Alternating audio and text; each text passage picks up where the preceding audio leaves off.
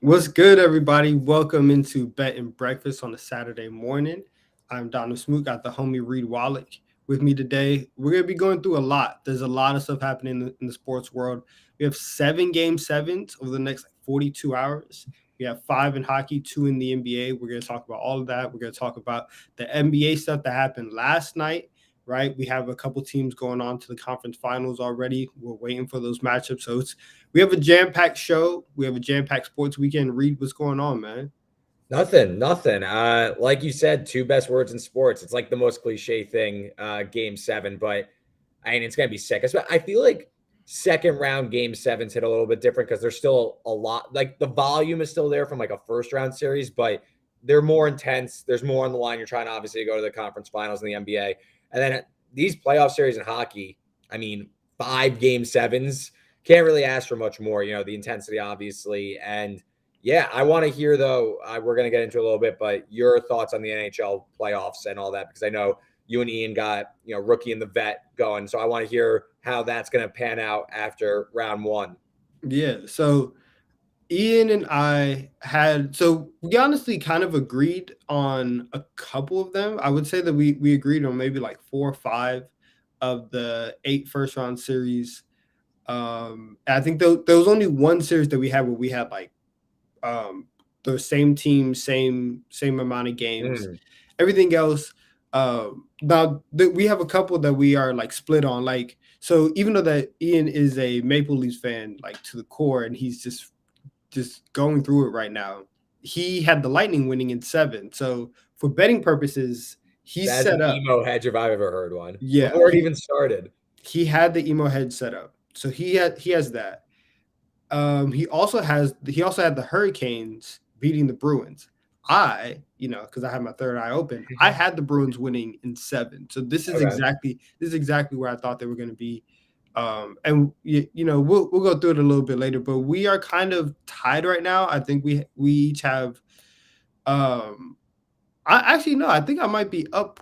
No, we're tied. Ah, We're the tied. rook. We're tied. We're tied because so he was able to get an extra point because he picked the Avalanche to sweep. I thought that was going to be a 5 game series, so he Okay. got that.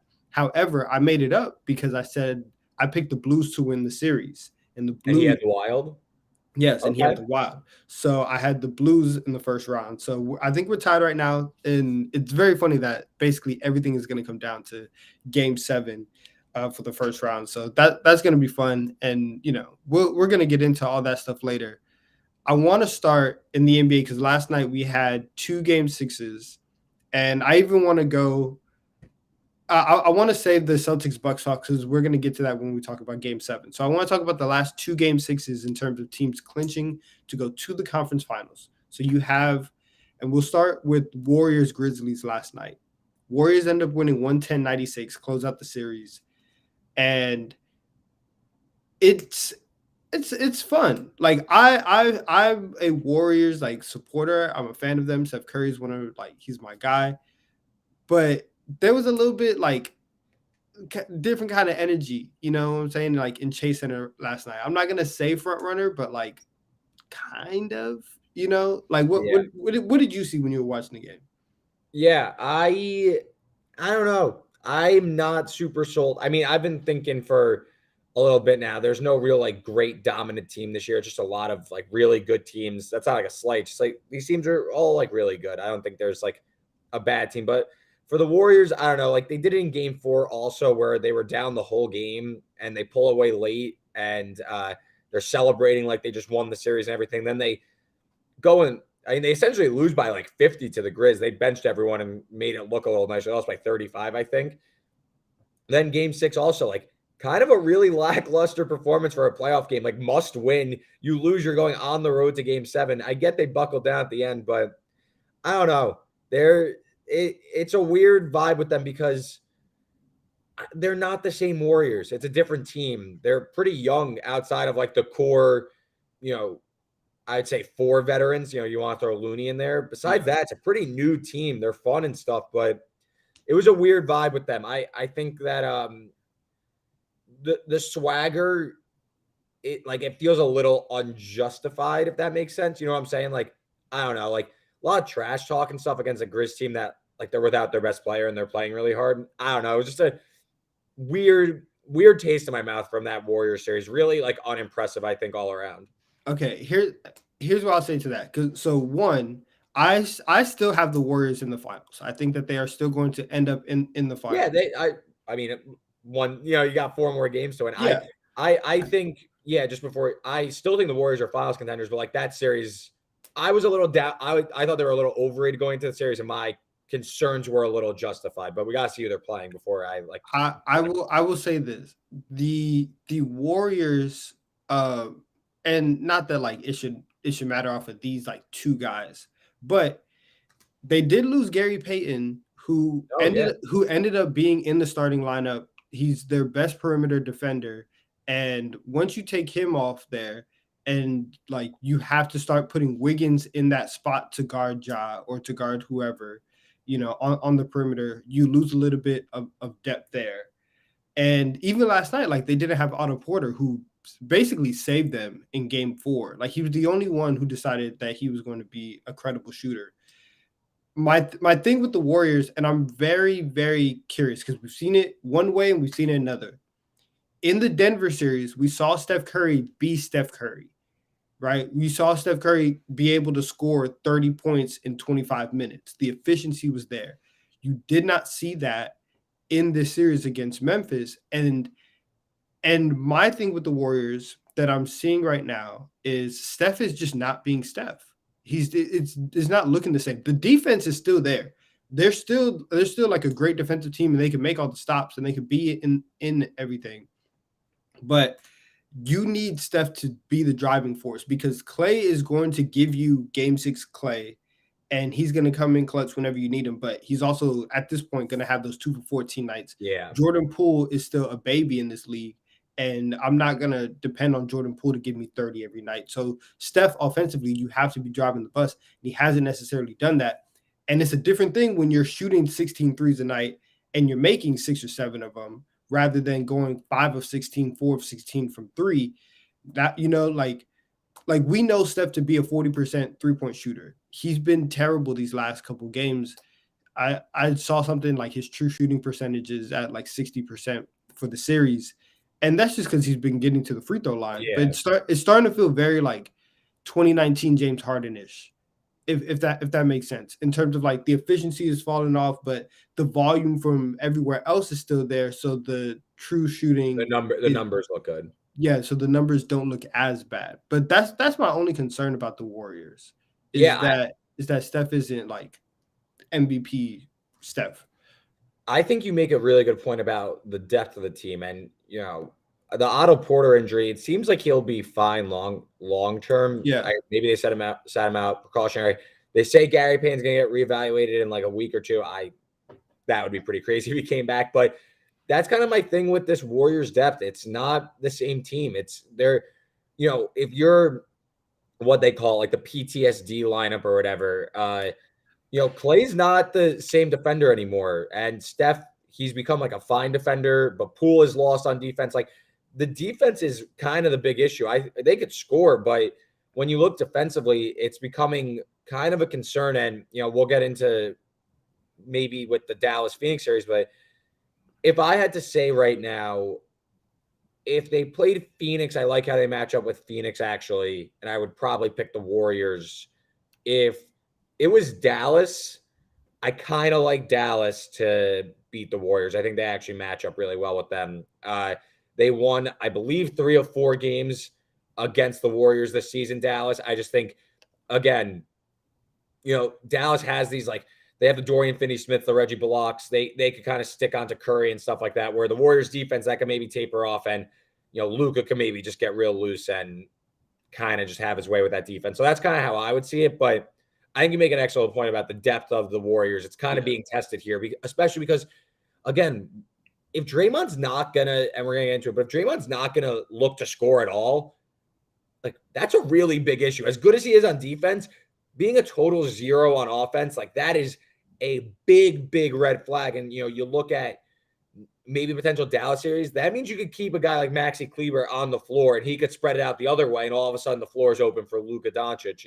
It becomes a really big issue for the Warriors, I think, defensively. So that's something to keep an eye on. The Warriors' depth, how Otto Porter's doing, Gary Payton, and such, and also Yeah, Andre Iguodala.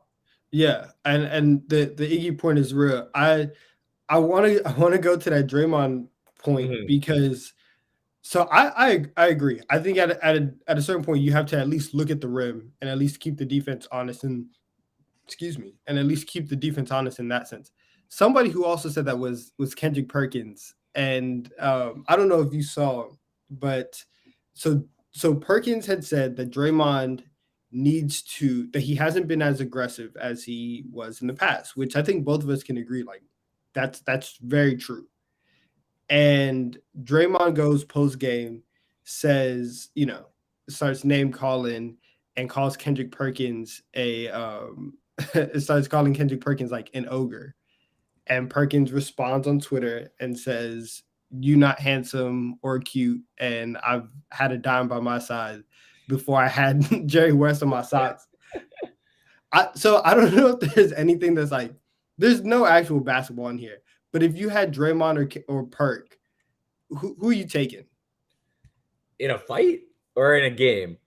Both. Both. I want to Fight, see the answer. definitely Perk. Fight, definitely. He's huge. He's like 7 feet tall, He six can't ten. move though. He can't move. Like if Draymond gives him one of like a little here, like I feel like Kendrick Perkins I don't know. is. I'm gonna go size in a fight. In a game, definitely Draymond. I'll Because say like this. at least Draymond, like he can't shoot anymore, but I feel like that's like maybe game shooting. Like Perkins has never had like a touch, like Draymond at least like has like the ability to shoot. So I'll take Draymond in one-on-one, but in a fight in a ring, I'm going Perk. I'll tell you this.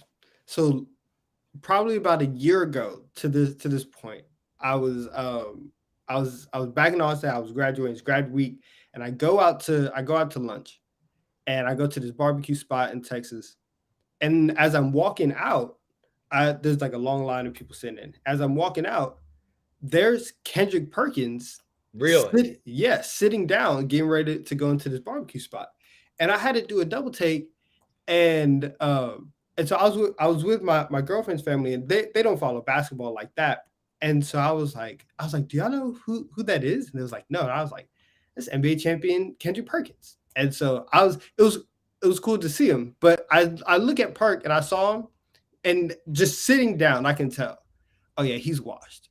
He can't move. So I think that Draymond has a puncher's chance if he starts like if he can get the fight, multiple areas, he could probably get Perkins. So like Perkins early, Draymond late in a fight. Like Yeah, early round Perkins knockout, but maybe live bet Draymond yeah, after round like 2. yeah. Okay. That's Okay, I like exactly that. I like that strategy. where we got to go. I want to go. There's another game that happened the day before that, with the Heat and the Sixers, right? And James Harden looked terrible. Yeah. James Wonder Harden who looked could have saw that coming. I want you to give your James Harden manifesto right now because you have been saying it for months now. But for him to take 2 shots in the second half of game Yeah, that's six, crazy. it's ridiculous, right? Yeah, they traded Ben Simmons and got basically one with a beard, one with like a thicker beard. He didn't do anything. I mean, it was really crazy because he hit a few threes in the first half, and I was like, okay, like those threes are actually kind of huge, kind of keeping him in it because Embiid can't shoot. And then the second half, just it was done. It was a wrap. And I wish I could act surprised, but I can't. This is what James Harden is anymore. He's not reliable. And I said to you before we jumped on, but like I think the Sixers are in a really tough spot here, and they're gonna whether he opts in or not, James Harden's gonna be on the Sixers long term because there's no other options, and the Sixers don't have like a path to clearing up cap space. They don't have a path to really open up like you can't let James Harden just walk. You need to keep the asset. And Daryl Morey traded for James Harden to have him be part of the future of the team, and I think it's ultimately going to backfire. They the circling of assets, and a lot of teams do this where they keep like kind of moving around the like similar chess pieces. This was like their all in push. They landed on James Harden. They said, this is going to be our guy. This is what we're going all in for to put him around Embiid. And it's going to backfire. I don't really believe, like, I've seen people like, he needs a full off season to get his hamstring back in shape. Like, He How had a full offseason. how long? This is the longest hamstring injury I've ever seen in my entire life. He's had now almost a calendar year to get over this hamstring. He got like a month off in the middle of the year because he sat out the end of his Nets tenure.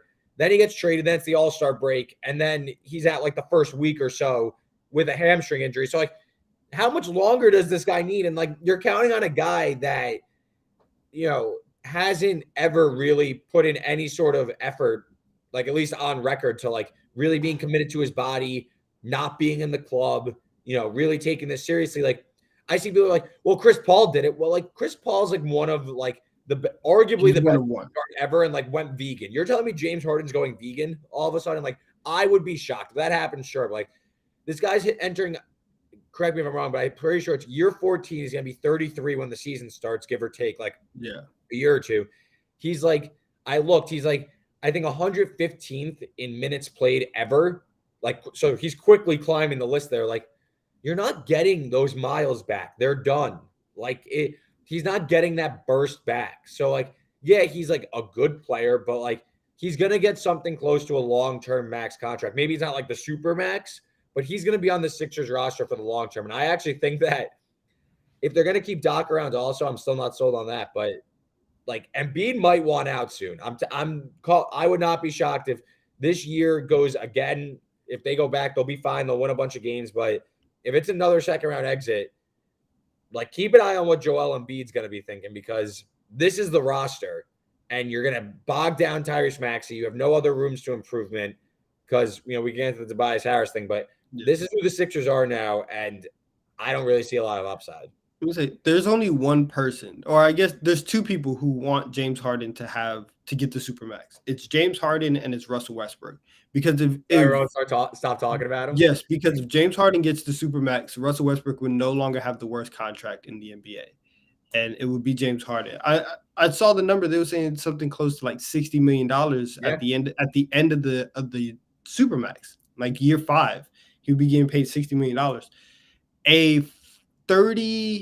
We'll say a 38. We even from right now, a 37-year-old James Harden is going to be a terrible basketball player. He's gonna be worse. He's gonna be worse than Russ now, probably. He is because of the way like they play. Like at least Russ, like, I mean, he was pretty terrible this year, but like at least he like plays hard. Like he like you're not even getting the effort. Play fake good. Like Harden's not going to be fake good. When Harden's bad, he's like very bad now. And you'll see it in fantasy basketball, because Westbrook can still go and get you some numbers on some nights. Harden is going to be one of the worst players in the NBA in 5 years. But I'm telling you, he's going to get a long-term contract, and people are like, sure, they shouldn't. They should not. He will be on this roster. I mean, you can't let the asset walk. They made them. But this is in 2 years. He's going to opt into the deal this year, get $47 million, and so we're talking about. We don't know that for sure, though. That's not a certainty. The open market. I don't think that there's any open market deal that's going to give James $50 million. I think this is his best chance to get the most money he can right now, and then try and work out an extension with Philly, and that's it. But I don't think he can go anywhere else and get $50 million a year. I think that door is shut. The only guy that would pay him is currently his general manager and traded for him. So that's also true. I'm just saying, I'm not going to be surprised if he gets a big old contract extension this year, just because I'm telling you, there's a reason why Morey went. I mean, you could go back and look. Morey's an idiot. That's why. Some of the offers for Ben Simmons there was like the Halliburton, Buddy Hield. And like that team might be in the finals if they got Halliburton, Buddy Hield, Harrison Barnes, and like a pick for Ben Simmons. Instead, they sacrificed some like their necessary bench players or role players like Seth Curry and Andre Drummond. And obviously Simmons wasn't going to play, but that's besides the point. I mean, this was like their all-in move, and I think it's going to backfire. And, you hear Embiid in the post-game press conference. If this is what it's going to be like for the next several years, I could definitely see Embiid getting his way out of there. Yeah. Embiid's a sneaky, like I want out guy. Like we talk about like the Donovan Mitchells. Embiid's like a sneaky, not this year, maybe next year. Okay. It's going to be very interesting to see how all this plays out in Philadelphia. I want to move on to to the NHL playoffs, because as we were talking before, as we teased before, we have 5 game 7s across the next 2 days in the NHL. The first one is happening today. Bruins Hurricanes. The Hurricanes are minus 135 favorites. The Bruins are plus 115. The total is at 6. That's 6 goals. I I said before the series that the Bruins are going to win in 7. I thought that they were going to have enough offense, that they were experienced enough to figure out a way to win. And this is a series where they've come back 3-1 to put themselves in a position to win a game 7, which is exactly the type of experience and just, wherewithal, championship grit, whatever you want to call it. I thought that they had it coming into the series. It's finally showing off. I so clearly I'm going to go with the Bruins. I think they're going to complete the prophecy, and I'm going to get an exact That's a big prediction one for right. you. It is. I think if I can get this one, then I'll end up catching Ian. I really need to get because I think I have a couple winners, but the games were just off. And Yeah. as you'll see here, I thought a lot of these series were going to be a lot shorter than what they were, and they've just drawn out.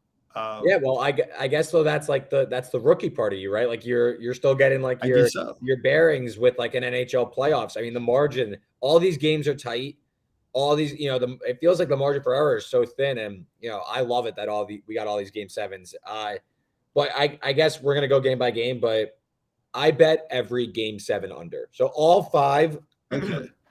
all 5 of them, I have the under. Game 7 under since 2010, 29, 16, and 6. So nearly, 2-1 you're talking in terms of unders to overs in game 7. I'm not like some NHL savant. I don't really look at it all that much outside the playoffs, but obviously nerves are tight. Also, like historically, the refs let them play a lot in game 7s. It's kind of like no penalties. We're playing 5-on-5 the whole time. So overtimes, of course, you could kind of get like a smaller number. So a lot of them are hanging around 6, 6.5, 5.5. So I bet every game 7 under in hopes of hopefully going like that 2-1 payout. So that's where I am at on all these games. Okay. I can get behind it. The one place where I don't necessarily like see that, I don't see it in Kings Oilers. Okay. Well, yeah, because Edmonton's offense, of course. Yeah, Edmonton is straight offense. They're minus 220. They are let me check. Yes, so Edmonton, they are the biggest favorites in game 7. Yes. Right? They're minus 220. The total in that game is 6.5. The over on the 6.5 is even money. I think that's going to be the one spot where you can kind of expect a lot of goals. I think that's where you're going to get the back and forth. I do think that the Lightning and Maple Leafs, that game is going to be very, very fun. Yeah, that's going to be a great game. I think it's going to be very, very fun. Shout out to our guy Ian McMillan. So you have the Leafs winning. Ian emo hedge and took the Lightning in 7, right? Yes. Okay. I had the Leafs winning in game 6. I was all in on them. I thought that they were not the same. That would have been a big one for you. It would have been huge. And so like I felt like in a night, I felt all the pain that Maple Leafs fans had for the last 50 years. So I just think like it's hard. And what the Lightning are doing is very, very hard. To three-peat in any sport is ridiculous. And so I really feel like the Leafs have an opportunity to knock off the champs. You've played a lot of hockey. You start seeing it. Every time a team three-peats, you kind of see in that third year, the series get a little bit harder. The regular season wins come down because they're just trying to get through it and trying to get to that very, very last series. I know that the Leafs are favored. I kind of feel like they're the underdog, and maybe that's just it feels like that too, right? Like yeah. I kind of like the Leafs. I do too. I think everyone's like I listened to Ian. We did daily bet slip yesterday, and he's like, we stand no chance. I know he's like kind of like at the pessimistic side, but like I don't know, man. Like, doesn't this all set up? Maybe I'm like looking at like too optimistic, but like this team, back-to-back champs. The Leafs they've lost 9 straight closeout games, like at home. It has to end sometime. Yeah, like you gotta like this is like the perfect script to get off the shine. Like, there's not much separating these two teams. They're both very good. I don't know. I kind of like Exactly. the Leafs. At least on the when it comes to the odds, this has been the Yeah, closest series. This series has basically been either like a pick 'em or like a little bit juiced up on either side every single game. Like we're getting close to to like I said, like pick 'em numbers. So yeah. I and again, the Lightning won in overtime in the last game. These games are going down to the wire every single time. I think that Toronto should actually be optimistic this time, but I understand you have PTSD, you're scarred, you can't let yourself get there. I understand trauma, right? I get it. So you just got to move on. What This about what's up? what about like game to go to overtime? Like just another barn burner. Probably get like 3-1 on that. Let me see if they have it up. I win. Yeah, see what that is. Like I could see this game like going down to the wire again. I don't see it anywhere, but yeah, you could probably get some like crazy number on that. I kind of like game to goes to overtime. Maybe I'll take that for fun. I They didn't think do I that. think and I think another game where you can get that in is Stars Flames. Okay. I think Low Stars scoring. That's the lowest total, 5.5. Yeah, and this has been one of, as he calls it, one of the most boring first round series ever because both of these teams are very, very defensive minded. And so when you think about just the nature of game 7 and that, the refs are going to let them play, we've already had a 1-0 game in this series. I wouldn't be shocked if we had another 1-0 game, 2-1 Mm. game that goes into overtime. Like the series hasn't necessarily opened up the way that you would think. Eventually, like you have these two great defensive teams just going back and forth. Eventually, you think somebody makes a mistake and you have, one game or that shifts the series and it starts to open up. That hasn't necessarily happened. I'm gonna go with the Flames in this one, but I would not bet them on the goal line, on the puck Okay. line. Now the Stars, they're a little bit juiced up at plus, plus 1.5. They're minus 165. So it's a little bit of juice, but I just don't see a way that anybody in this game gets up 2 goals. That's just a lot of offense, and I just don't see it happening. Okay. And I can see then that. It's been a yeah, tight series. yeah, and then the last game that we're gonna look at is Penguins Rangers. Rangers, another team, come back down from 3-1, and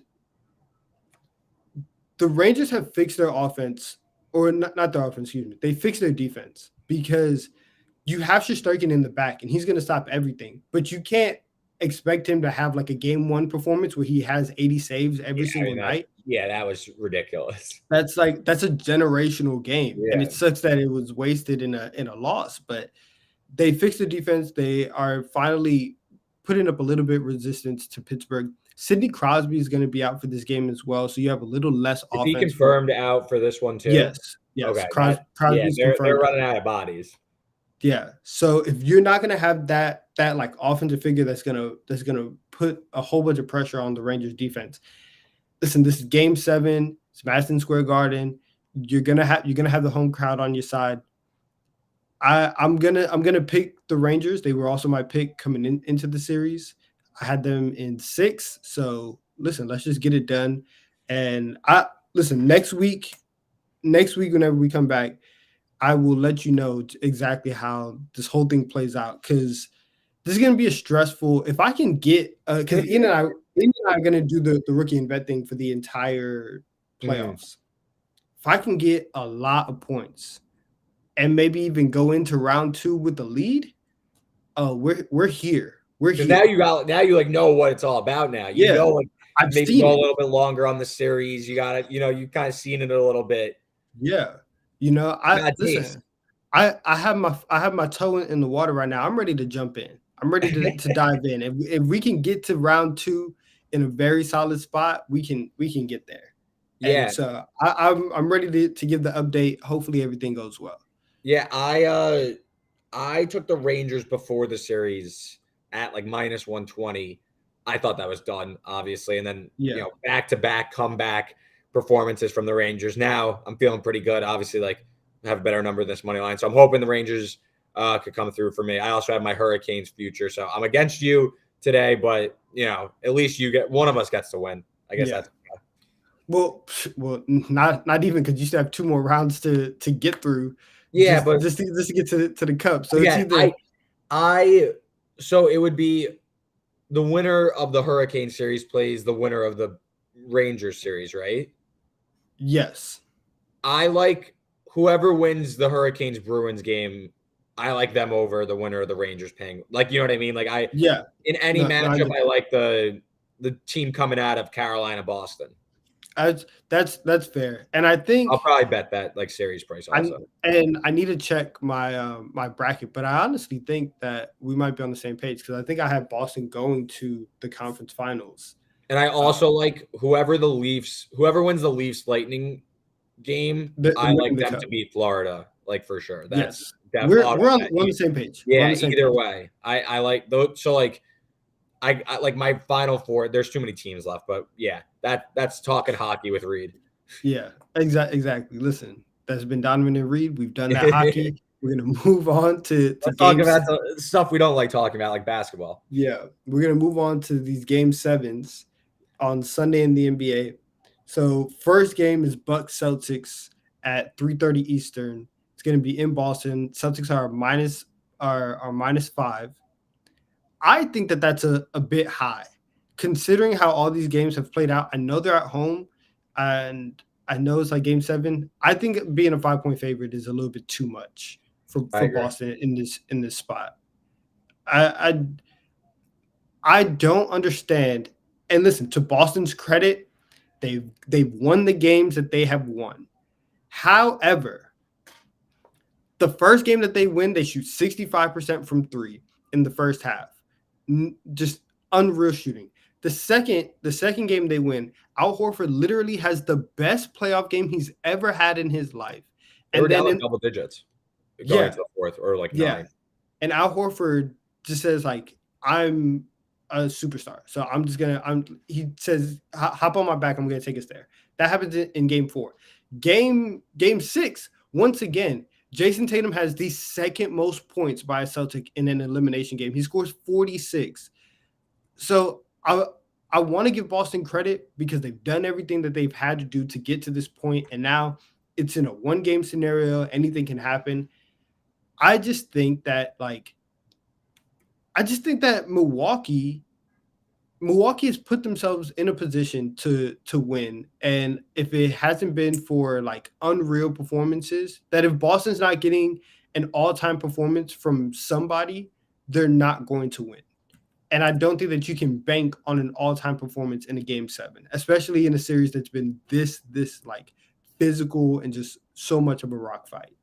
Yeah, I agree with you. I think Boston's offense has been better, like process wise, but like again, it's like, are they gonna go nuts from three? Like I thought, watching the first half last night, I thought that Milwaukee was gonna come back and win because Boston was shooting so nuts from three.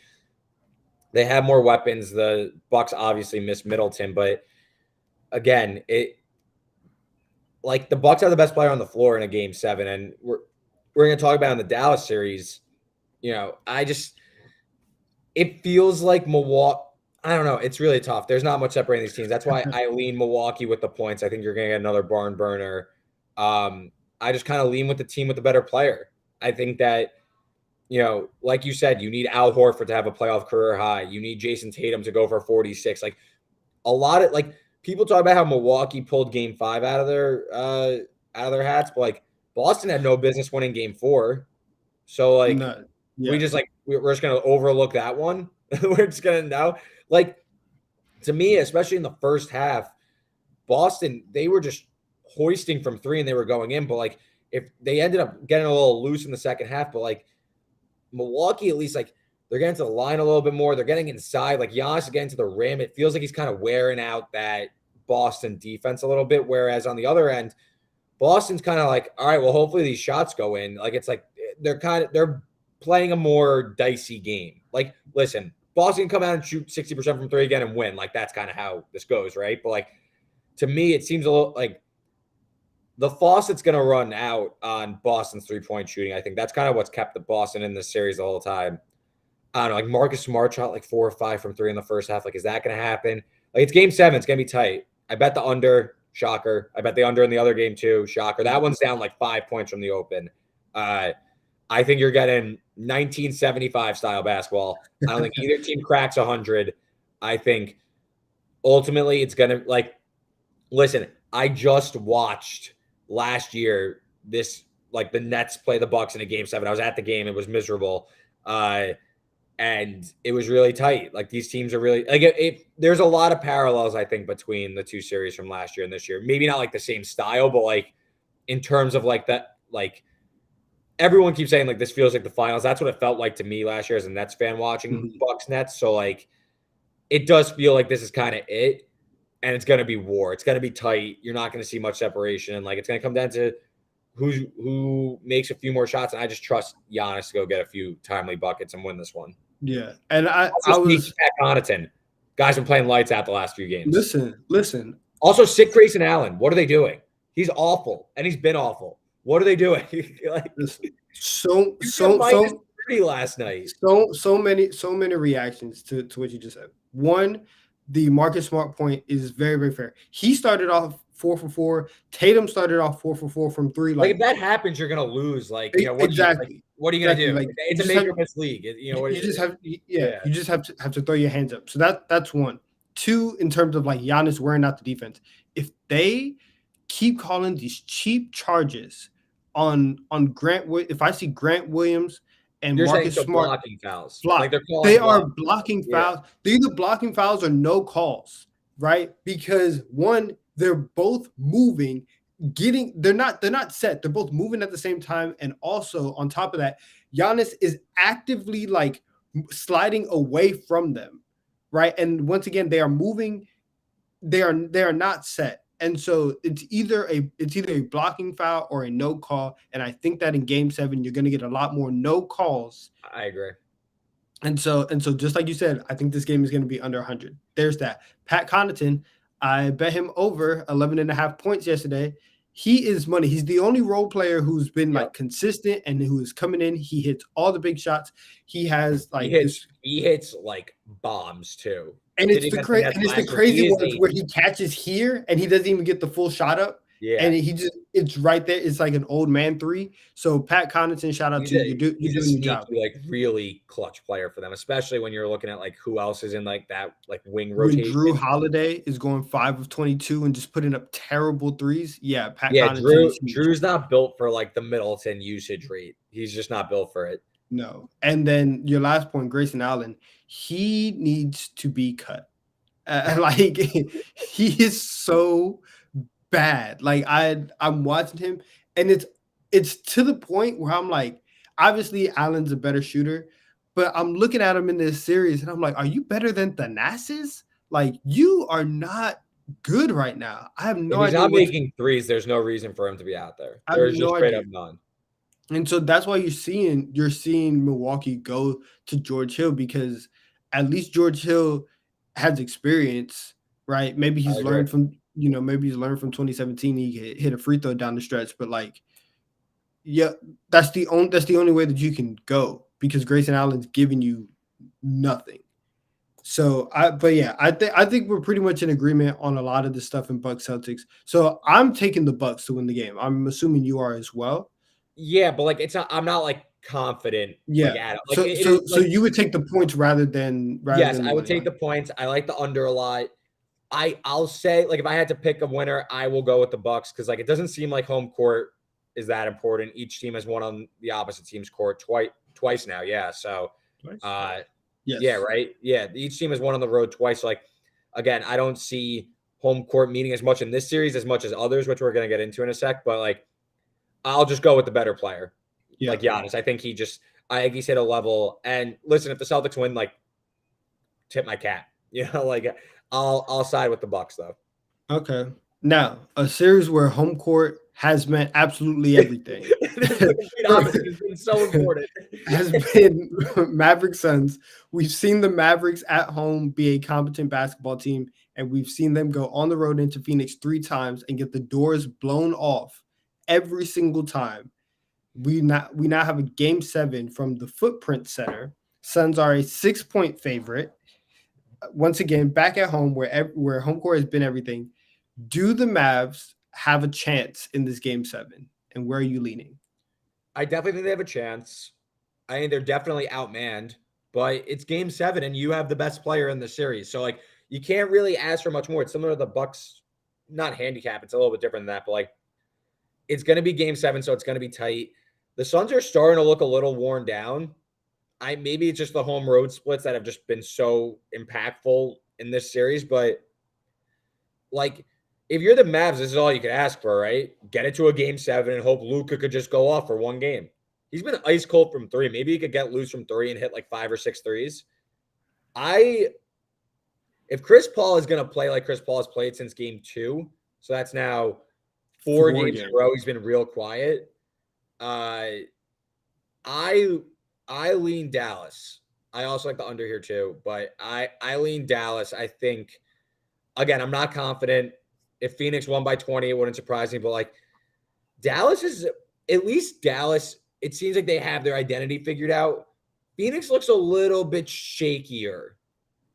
And maybe I'm overreacting to that game 6 blowout, but I don't know, man. It's one game and you have the best player. So like you can't confidently, I think, take Phoenix here. Or is Phoenix just going to say, okay, we're the better team. We're back at home. We're going to feed off it. Like that's the thing. I don't know. So I'm leaning with you though. While we're talking, I'm going to look something up. You got okay. I'm leaning with you though. I'm taking Dallas in this game. I think Dallas advances to the Western Conference Finals. Now, I do think it'll be the total in this game is at 205.5. Just dropping like a brick. Yes. However, I'm gonna go the opposite side of you. I'm gonna take the over in this one. I think that Phoenix will be better offensively at home. And so I think that they break 100 at home. Dallas, I have them winning the game. So I think that this game has a very, very good chance of hitting the over at 205. Luka, I think this game comes down to Luka hitting threes early. Yeah. Because he's gotten into a rhythm, and it's honestly so annoying because they've been matchup hunting with the screens, and he's been getting Ayton on the wing on either side and has been settling for step back threes the entire series. And those are just not falling right now. I think if he can get 2 of those early and maybe force Ayton to come up just a little bit more so that he can start to drive and kick, and now we're playing 5-on-4 below the free throw line, I think that's kind of the way to go. But I'm not sure, like, is Jay Crowder, what is Jay Crowder gonna do? Because Jay Crowder is like, yeah, he's been on both the sides. Role player's gonna have to step up. Yes. And so like if I look at Jay Crowder's numbers for this series, he's actually been kind of consistent, but the last 2 games, he had 3 points, 1 for 6 shooting, 1 for 5 from 3. And then in game 6, he had 9 points, 2 of 4 shooting, 1 of 1 from 3. So are we getting the Jay Crowder of the last 2 games? Because if they get that, I don't see them winning, because this game is already going to be close. And the way that the Suns play, they are very, very invested in team ball. And so Jay Crowder is going to get the looks at the end of the game. He's going to get a shot, and he's going to have to make it. If we're not getting a good Jay Crowder, they're not going to get that done. And also, I'm with you. I just think having the best player in a one-game scenario, it makes a world of a difference. Can't ask for much more.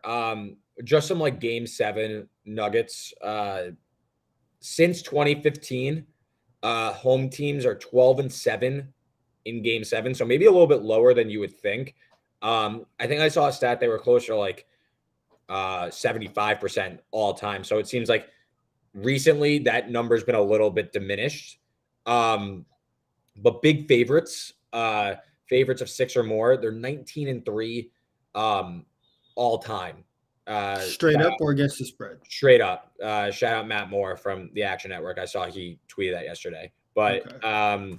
So big favorites have typically they've held serve, but in recent cases, um, it hasn't mattered as much that the home team has been the favorite and expected to win. So again, it's a one game scenario.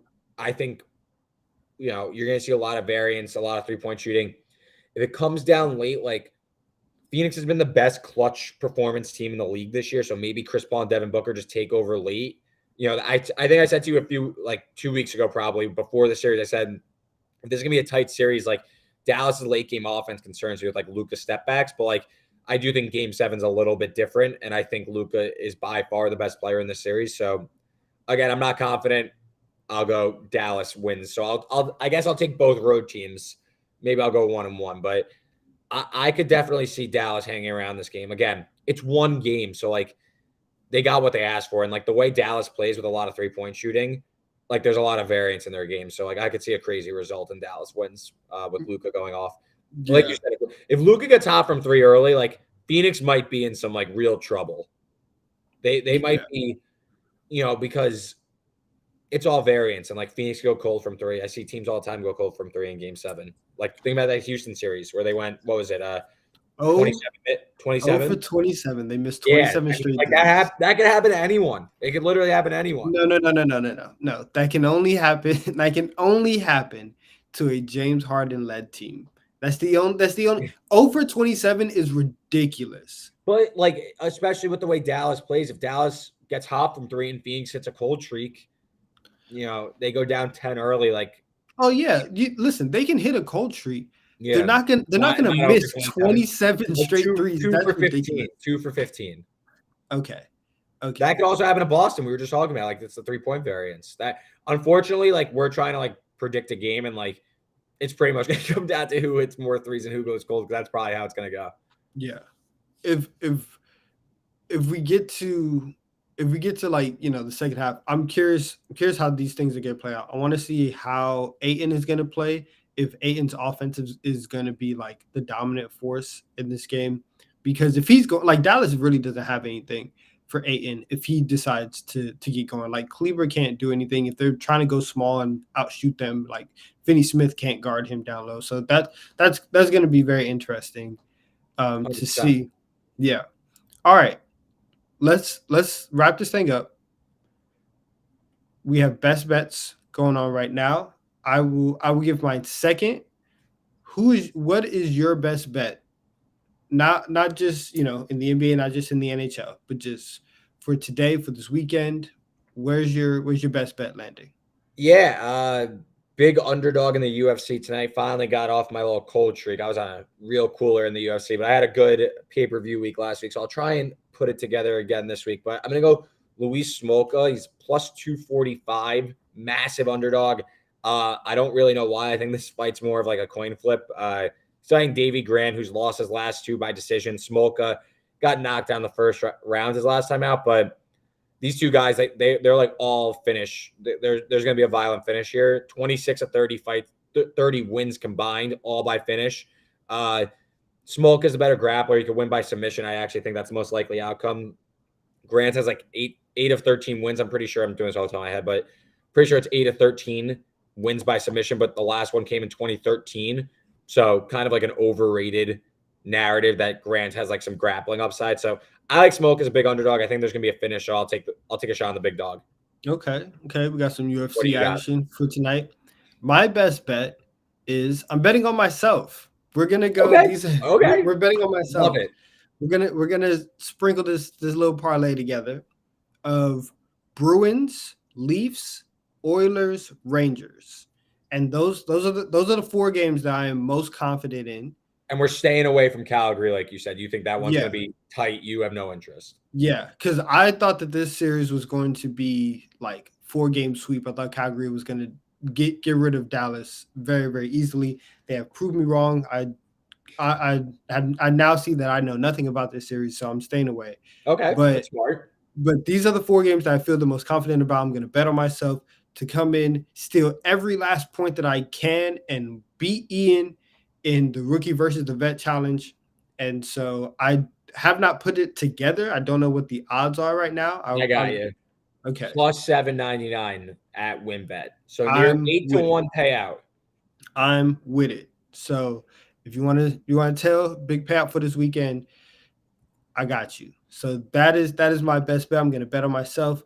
This has been Bet and Breakfast, right? Don't forget Saturdays and Sundays, 11 a.m. Eastern, 10 a.m. Central. Tomorrow, we have Ben Heisler, Peter Dewey on. They're going to take you through some more Game 7 stuff, probably recap a whole bunch of the hockey stuff that's going on. And also, don't forget, Monday through Friday, we do daily bet slip starting at 5 p.m. Eastern, 4 p.m. Central Time. Listen, that's kind of like our daily dinner that we Yeah. like that we like to prepare for you guys, give you guys all the bets that we're playing for that night, go through a very fun rundown. So until then, right, tomorrow, Ben and Peter. But until then, may all your bets hit and hope everything goes well. Let's go.